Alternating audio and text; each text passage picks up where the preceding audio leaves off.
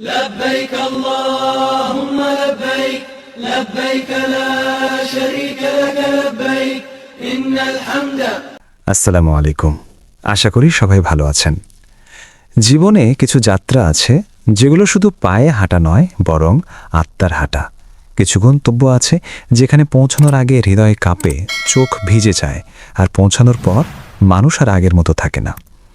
আজ আমি আপনাদের নিয়ে যাব এমন এক পবিত্র যাত্রায়, যেখানে আকাশের নিচে দাঁড়িয়ে মানুষ নিজেকে সবচেয়ে ছোট মনে করে আর আল্লাহকে সবচেয়ে বড়। মুসলিমদের সবচেয়ে পবিত্র স্থান কাবা ঘর তাওয়াফ করার মুহূর্তের গল্প। মসজিদুল হারামের বিশাল দরজা দিয়ে যখন ভেতরে প্রবেশ করলাম, হৃদয়ের স্পন্দন যেন হঠাৎ বেড়ে গেল। চারপাশে শুধু মানুষ আর মানুষ, সাদা এহরামের ঢেউ। কেউ কাঁদছে, কেউ দোয়া করছে, কেউ নিশ্চুপ দাঁড়িয়ে তাকিয়ে আছে। আমি ধীরে ধীরে এগোচ্ছি। হঠাৎ দৃষ্টি পড়ল সামনে। সেই কালো গিলাফে মোড়ানো সে ঘর, পৃথিবীর সবচেয়ে সম্মানিত ঘর, কাবা। সে মুহূর্তে মনে হলো, হাজার বই পড়লেও, হাজার ভিডিও দেখলেও এই দৃশ্যের জন্য মানুষ প্রস্তুত হতে পারে না। চোখ বেয়ে অজোরে পানি পড়তে শুরু করল। মনে হলো, হে আল্লাহ, আপনি আমাকে ডেকেছেন বলেই আমি এখানে।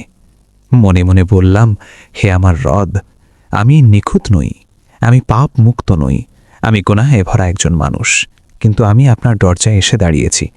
আপনি ছাড়া আমার আর কোনো আশ্রয় নেই। হৃদয় ভারী হয়ে উঠল। জীবনের সব ভুল মুহূর্তগুলো চোখের সামনে ভেসে উঠতে লাগল। কিছু কথা বলা হয়নি, কিছু ক্ষমা চাওয়া হয়নি, কিছু গুনাহ হয়তো আমি নিজেই ভুলে গেছি, কিন্তু আল্লাহ ভোলেননি। তাওয়াফ শুরু করলাম। প্রথম চক্কর, ভিড়ের মধ্যে হাঁটছি, কিন্তু মনে হচ্ছে আমি একা, শুধু আমি আর আমার রব। দ্বিতীয় চক্কর, জিহ্বা কাঁপছে, দোয়া ঠিকমতো বের হচ্ছে না, শুধু বলছি, হে আল্লাহ, আমাকে ক্ষমা করুন। তৃতীয় চক্কর, মনে পড়ছে বাবা মায়ের মুখ, তাদের জন্য দোয়া করছি।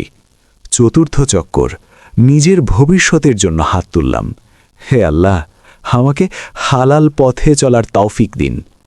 পঞ্চম চক্কর, হৃদয়ের ভেতরে যেন বরফ গলছে, অনেক দিনের জমে থাকা কষ্টগুলো চোখের পানি হয়ে বেরিয়ে আসছে। ষষ্ঠ চক্কর, এক অদ্ভুত প্রশান্তি, যেন আল্লাহ বলছেন, ভয় পেও না, আমি তোমার সাথে আছি। সপ্তম চক্কর, মনে হলো আমি নতুন করে জন্ম নিয়েছি। তাওয়াফ শেষ করেও আমি নড়তে পারছিলাম না, চোখ কাবার দিকে তাকিয়ে আছে। মনে হলো এই দুনিয়ার সব ব্যস্ততা, সব লোভ, সব অহংকার খুব ছোট, শুধু আল্লাহ বড়। আমি বুঝতে পারলাম, মানুষ যত দূরই চলে যাক, ফিরে আসার ঠিকানা একটাই, আল্লাহর দরজা। কাবা ঘর আমাকে শিখিয়েছে অহংকার ভাঙতে, ক্ষমা চাইতে, নিজেকে বদলাতে। এটি আমাকে শিখিয়েছে আল্লাহ কখনো দূরে নন, আমরাই দূরে চলে যাই। এই ছিল কাবা ঘর তাওয়াফের মুহূর্তের অনুভূতির গল্প।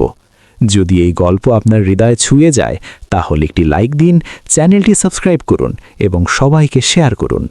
আল্লাহ যেন আমাদের সবাইকে তার ঘরে যাওয়ার সৌভাগ্য দেন, বারবার ডাক দেন এবং ক্ষমা করে দেন। আমিন।